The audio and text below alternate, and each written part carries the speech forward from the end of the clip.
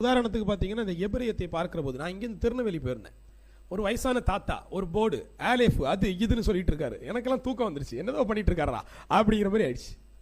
எப்போ முதலாக நான் எபிரேயத்தை சந்தித்தது அந்த தருணத்தில் தான்.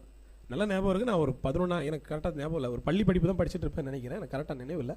நான் பார்க்குற போது எனக்கு அது நகைப்பாக தான் இருந்துச்சு. எனக்கு அது ஒரு ஒவ்வாமையாக இருந்துச்சு. என்ன சொல்கிறாரு எனக்கு தெரியல அப்படின்னு இருந்துச்சு.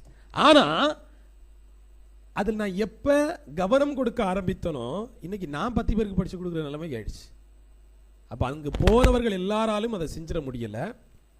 அந்த ஈடுபாடு மட்டும்தான் உங்களுக்கு பயனுள்ளதாக்கும். இங்கே வந்து உட்கார்ந்த எல்லாருக்கும் பரலோக ராஜ்யமா பிரச்சனை தீந்துருமா? வாய்ப்பே இல்லை. அந்த ஈடுபாடு தான். முதல்ல போய் பார்க்கும்போது இப்போ நான் பேசுறதெல்லாம் ஏதோ PhD சப்ஜெக்ட் மாதிரி இருக்கும், என்ன பேசிட்டு இருக்கானே அப்படி மாதிரி இருக்கும்.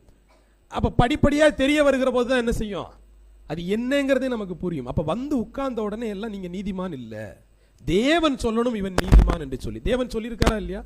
ஆமா, அவர் நிறைய பேரை வேதத்தில் சொல்லுகிறார் இவர் நீதிமான் என்று சொல்லி.